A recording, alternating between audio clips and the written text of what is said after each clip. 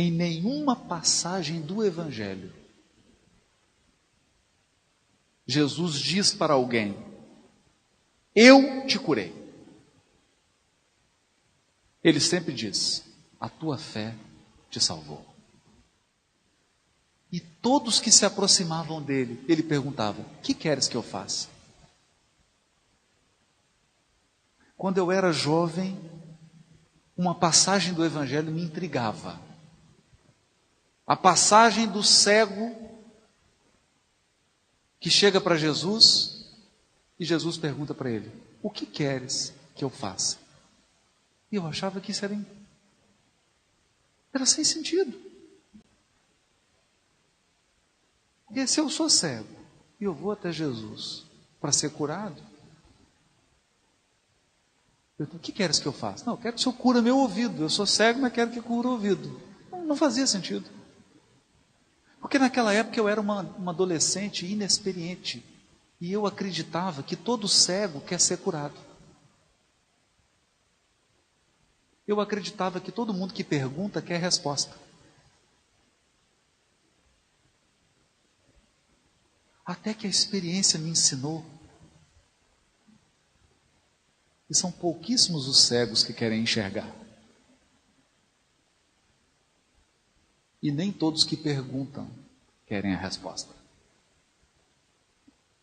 Então Jesus era muito positivo. E toda vez que nós buscamos Jesus em pensamento, dizendo: mestre, o senhor está vendo meu casamento. Mestre, o senhor está vendo minha conta bancária. Mestre, o senhor está vendo minha família. O senhor está vendo a minha situação física. Há sempre uma voz silenciosa do governador espiritual do ódio. O que queres que eu faça?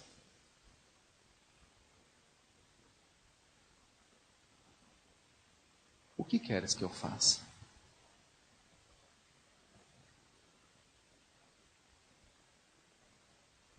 Por que me procuras? E se nós de fato desejamos a cura do Espírito, é preciso dar uma resposta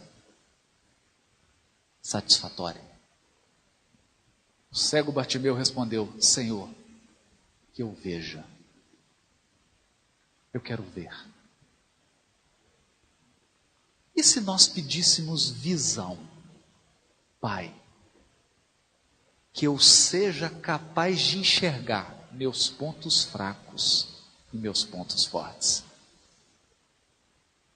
Deus, que eu seja capaz de enxergar aquilo que vai destruir a minha vida e aquilo que vai construir. Deus, que eu seja capaz de enxergar o papel de cada pessoa na minha vida, inclusive daquelas que eu não gosto. O que mudaria? Mudaria tudo. Porque a compreensão muda tudo. Quando nós olhamos para a vida com aceitação e compreensão, toda a vida muda, sem que nada se altere. Tudo continua a mesma coisa, mas a vida muda. Porque mudou a forma de viver. E é esse o maior milagre que o Evangelho pode fazer no coração de uma alma. Ele faz com que ela enxergue. Faz com que ela enxergue. E ela passa então a amar as situações difíceis. Certa vez, Francisco Cândido Xavier foi procurado por um grande empresário de São Paulo. Um homem muito rico. Ele parou o carro na entrada do grupo Espírita da Prece. As atividades haviam se encerrado. Estava quase amanhecendo. Ele procurou o Chico e falou assim: senhor Chico Xavier. Eu, Chico, pois não. Eu preciso de uma mensagem do meu filho.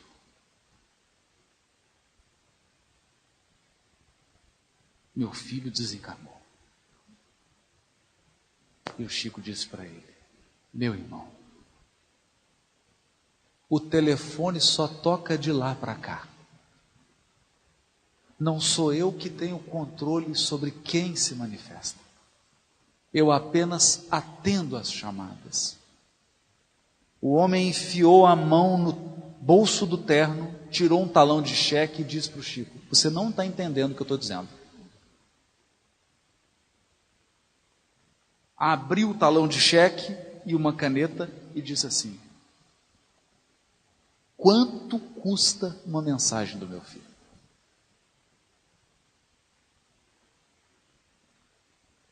Nessa hora, o Chico, que tinha 1,60 m, ficou com 2 metros de altura.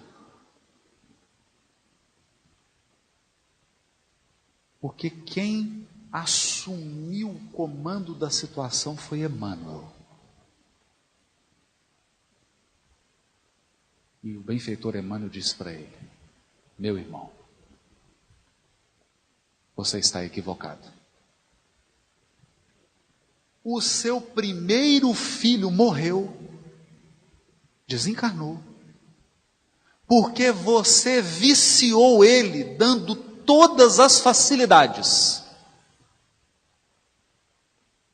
Nunca ensinou ao seu primeiro filho a disciplina. Nunca o ensinou o amor ao trabalho.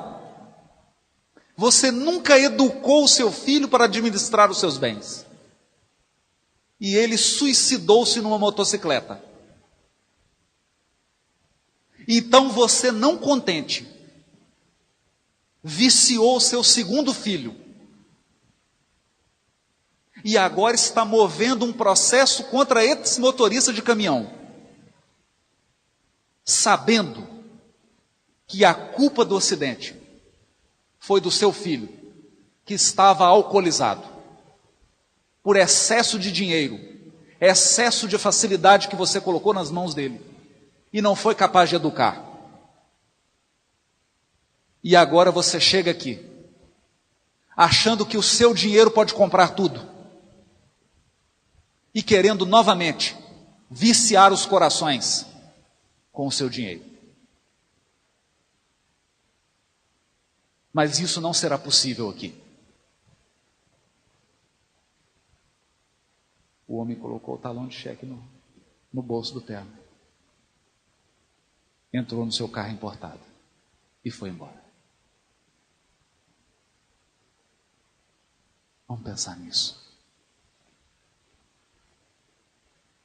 Um pai que tinha todos os recursos para educar os seus 2 filhos. E por conta do mau uso dos recursos, falhou na sua missão de pai.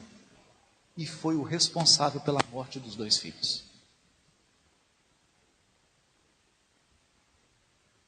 E se ele tivesse pedido ao mestre: Senhor, eu veja, o que teria feito ele? Teria educado, teria afeiçoado o coração dos filhos ao trabalho, teria ensinado aos filhos o valor da disciplina, teria ensinado ao filho o valor de cada centavo ganho, teria ensinado aos filhos a responsabilidade de administrar um patrimônio vultoso. E quem sabe, esses filhos estariam entre nós, transformando aquela riqueza em prosperidade para a comunidade onde eles estivessem vivendo.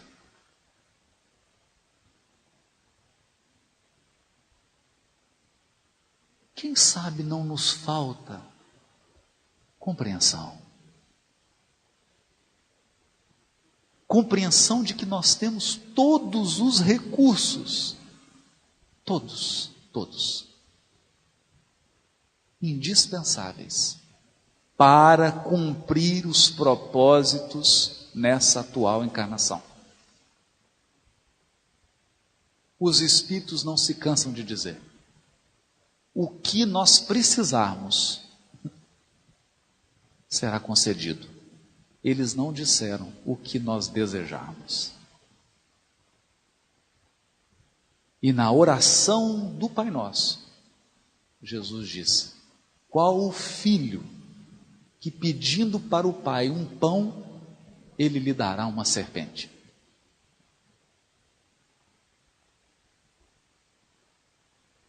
O pai sabe o que é pão, o que é serpente. Mas infelizmente, nós nem sempre sabemos.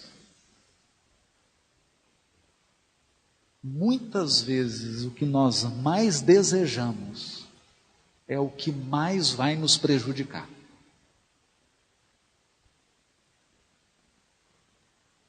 E toda porta que nós arrombamos é exatamente a porta onde vem a maior dose de infelicidade para a nossa vida.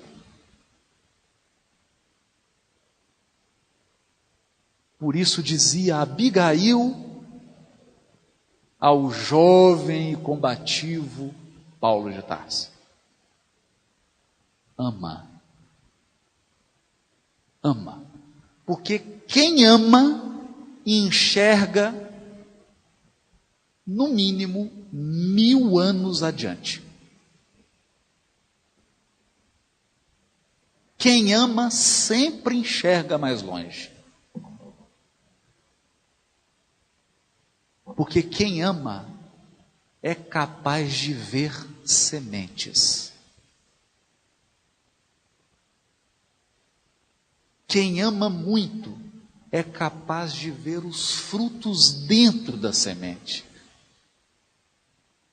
Como diz o provérbio chinês, qualquer um pode abrir uma laranja e contar as sementes. Mas qual de nós pode olhar uma semente e dizer quantas laranjas tem nela?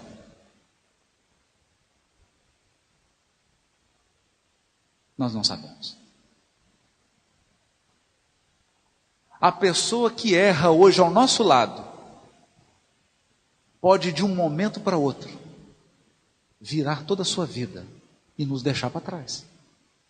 Dar um salto na evolução.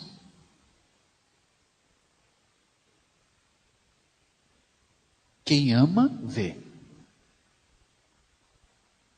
E diz Abigail: espera. Espera. Deus é sempre o último a falar. Deus é sempre o último a se manifestar, porque quando Ele se manifesta, está resolvido. É preciso esperar.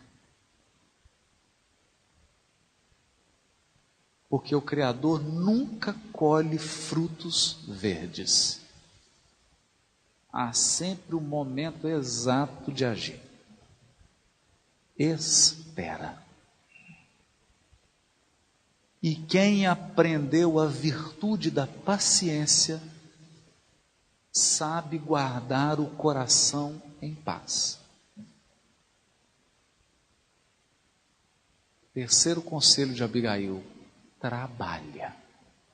Eu me lembro que era muito jovem e conheci um grande espírita em Minas Gerais, o senhor Leão Zalho. Ele era um médium de cura extraordinário. A pessoa chegava com um corte, ele começava a dar um passe, a cicatriz fechava. E um dia ele parou de atender. Aí eles perguntaram para ele: senhor Leão, por que o senhor parou de dar os passes? Ele falou assim: agora já tem dermatologista, não precisa de mim. E um dia eu fui consultá-lo sobre um problema. Ele olhou nos meus olhos e disse assim: meu filho, não existe nada difícil na vida. Não existe nada difícil, só existe coisa trabalhosa.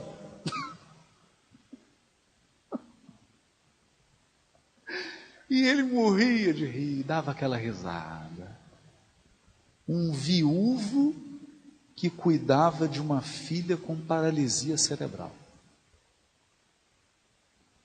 Chegava na casa dele, a menina estava deitada na cama e ele cuidando da filha. Ele atendia a filha com paralisia e ia receber as pessoas para atender. Nesse dia, eu tive que esperar ele dar banho nela, trocar, dar comida. Depois que ele atendeu a filha com paralisia cerebral, ele foi me atender. Pois não, meu filho. E eu contei o problema. Ele falou, não tem nada difícil nessa vida. Tem coisa trabalhosa. Então, trabalha. Porque o trabalho é o esforço inteligente. Esforço inteligente. Não basta fazer esforço. Eu aprendi um ditado, a pior coisa que tem é um burro entusiasmado. Porque ele está entusiasmado, mas ele continua burro. Então não adianta fazer esforço às cegas. O esforço tem que ser preciso e inteligente. E Emmanuel diz, o tempo não respeita as obras que foram construídas sem o seu concurso. O tempo não respeita. O tempo só respeita aquilo que foi feito com a ajuda dele. Então, tudo que vale a pena é trabalhoso e leva tempo. Então o conselho era, ama, trabalha, espera, ama, trabalha, espera, perdoa. Aqui nós temos que aprender uma lição com Jesus. Se você não quer perdoar, se você não quer perdoar de jeito nenhum, siga o exemplo de Robinson Crusoe. Vá para uma ilha deserta.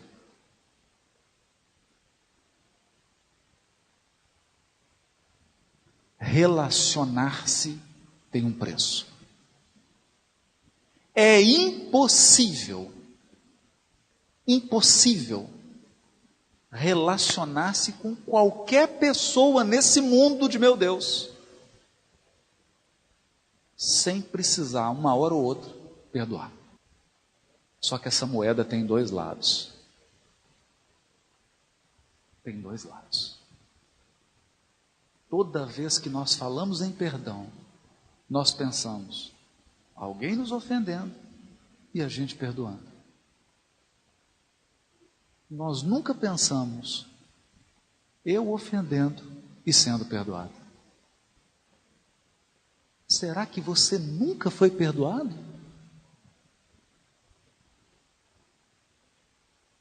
Não vale essa pergunta para os anjos que estão aqui presentes. Eu estou falando para pessoas normais, encarnados como nós. Se tiver algum anjo encarnado aqui, ou em espírito, não vale.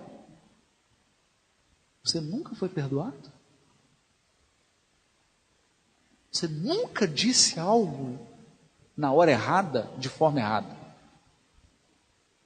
Você nunca cometeu um erro? Você nunca ofendeu ninguém? Nunca precisou do perdão de ninguém?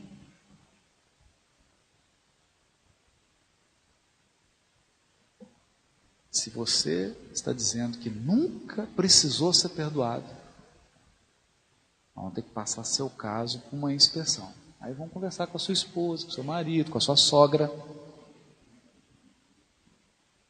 com seus familiares, com as pessoas que trabalham com você. Ninguém vive sem perdão.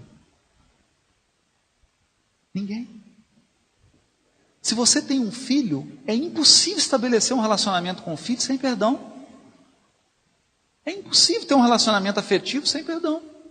É impossível trabalhar numa casa espírita sem perdão.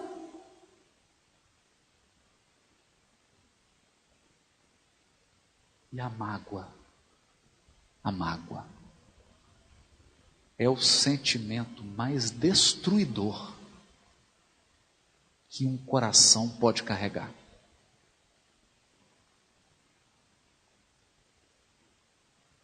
A mágoa, às vezes, é tão destruidora que ela gera, inclusive, o câncer. Porque a mágoa é um sentimento tão profundo que ela altera o processo de multiplicação das células. As células não conseguem fazer o seu trabalho diante daquele sentimento. Isso não é brincadeira. Francisco Cândido Xavier. Eu não vou poder dar o nome aos bois, mas eu vou contar a história. Tinha uma pessoa muito ligada a ele. Eu sei quem é a pessoa. Eu conheci essa pessoa. Ela já desencarnou. O Chico também. Era uma pessoa muito próxima. E o Chico tinha um cachorro de estimação. E esse cachorro ficou doente. E o Chico chegava de madrugada das atividades espirituais e ia cuidar do cachorro. Mas o cachorro uivava, incomodava, e o Chico tinha que acender a luz para cuidar do cachorro, aquilo era um incômodo. Então o que ela fez? Ela falou assim, eu vou ajudar, vamos resolver esse problema. E geralmente a gente é assim, um elefante entrando dentro de um jardim. Tem um jardim bonito, nós somos o elefante. A gente fala assim, eu vou colher essa rosa. Aí você colhe a rosa e destrói o jardim. Então ela pensou assim, eu vou resolver esse problema, vou matar o cachorro. Ajudo o Chico, resolvo o problema, vou matar o bicho. Deu um veneno, o cachorro morreu.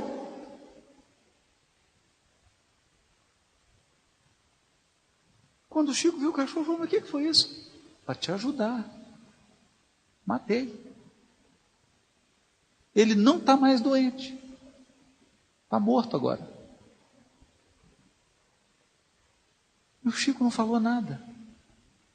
Mas naquele momento, ele ficou profundamente magoado com a pessoa. E passou 1 mês, passou 2 meses, passou 3 meses. Certo dia, depois da atividade mediúnica, Emmanuel aparece diante do Chico e diz para ele, Chico, aquela mágoa de 3 meses atrás se transformou numa grande sombra em torno do seu coração. Por que em torno do coração? Porque era a parte frágil do Chico. Ele teve angina, teve vários problemas do coração. Nós temos partes frágeis no nosso perispírito. Partes frágeis. Então, qualquer coisinha que você faz, atinge aquela área. A minha, por exemplo, é o estômago. Eu tenho que ficar atento. Qualquer questão emocional que tem, afeta o estômago. Cada um tem sua parte frágil. A dele era do coração. Então Emmanuel diz, formou-se uma sombra no seu coração. E essa sombra vai se materializar em doença. Mas nós temos um problema sério. Nós não estamos conseguindo mais nos aproximar de você e fazer o trabalho mediúnico, porque essa sombra está impedindo você sintonizar com a gente. Aí o Chico assustou. Meu Deus, o que eu faço, Emmanuel? Você vai descobrir o que essa pessoa mais gostaria de ganhar e vai comprar para ela. Ele falou assim, Emmanuel, mas aí já é demais. A pessoa me ofende, eu que tenho que dar presente? O Emmanuel virou para ele e respondeu, a receita não é minha, é de Jesus. Ele falou, então nesse caso eu vou seguir. Foi lá, descobriu o que a pessoa queria ganhar. Qual era o sonho da pessoa?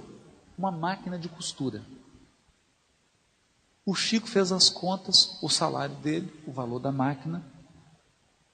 Era simples. Se dividisse a máquina, 2 encarnações pagando. Sabe aqueles consórcios de 160 meses?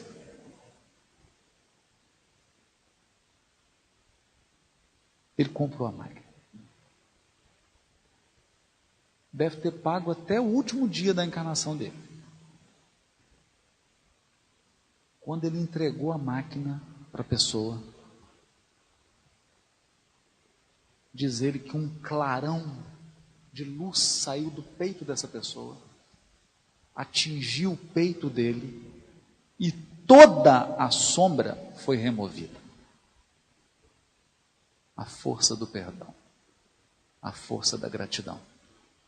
Nesse momento, o Emmanuel apareceu e disse para ele: agora sim, Chico, você experimentou o poder do perdão.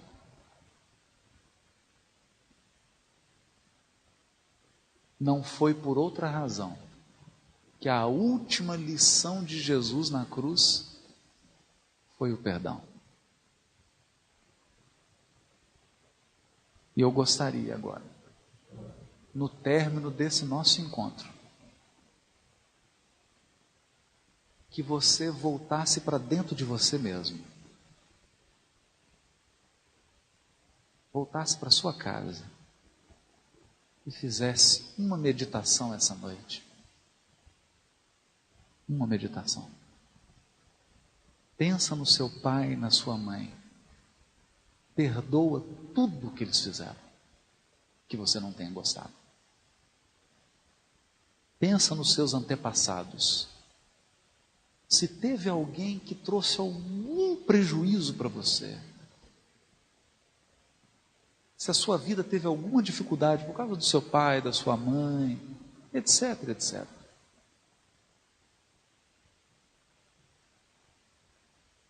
Diga assim: está perdoado. Eu te perdoo. Mas olha também para as pessoas da sua casa. Para a esposa, para o marido, para os filhos, para a sogra, para todas as pessoas do seu relacionamento. Vibra esse sentimento de perdão para todas elas. Não faz isso por elas, não. Faz isso por você. Tira esse peso do coração. Tira essa sombra. Cura você mesmo. Deixa o sol do Evangelho entrar. E fala assim: está perdoado. Está perdoado. Porque não importa o que essa pessoa te fez, você está aqui, você está bem. Esquece isso. Há duas formas de alguém resgatar um débito: a lei divina atuando, ou a vítima que foi ofendida vingando. O que você quer? Você quer ser a vítima que vinga? Para vingar, você vai se algemar a quem te ofendeu. É da lei. É um direito que você tem. Se você quiser vingar, se você quiser cobrar, se você quiser fazer justiça com as próprias mãos, Deus vai deixar. Mas tem uma condição: você vai ter que viver ao lado do agressor até o final. Mas se você perdoar, você está livre. O ofensor não. Ele vai ter que acertar as contas com a lei divina. Você está livre. Quem perdoa se liberta.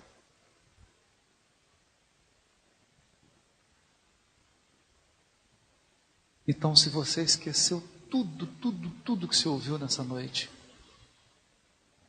se você esqueceu quem que é Jesus, à luz da doutrina espírita, quais são as causas da doença espiritual, se você esqueceu tudo, eu queria que você voltasse para casa lembrando apenas do seguinte: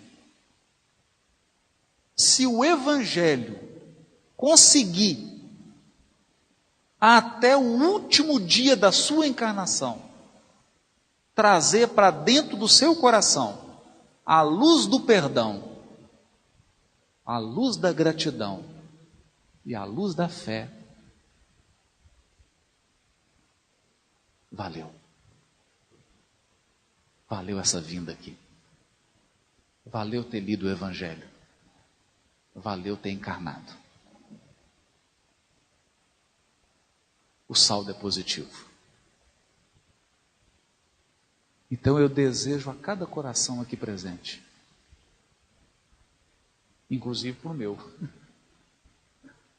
a luz da fé e da confiança. Vamos entregar a Deus aquilo que lhe pertence. Deixa Ele fazer a parte dele, mas vamos cumprir a nossa. Fé. Vamos aprender a memorizar as dádivas. Memorizar as dádivas e esquecer o que não é bom. E vamos dizer para todas as pessoas que cruzaram ou que estão cruzando o nosso destino: eu te perdoo, está perdoado. E que o sol da imortalidade possa aquecer o coração de todos nós. E que o médico das almas visite a tua casa hoje. É o meu desejo. Muito obrigado pela generosidade de todos vocês e obrigado pela experiência que eu pude viver essa noite. Muito obrigado.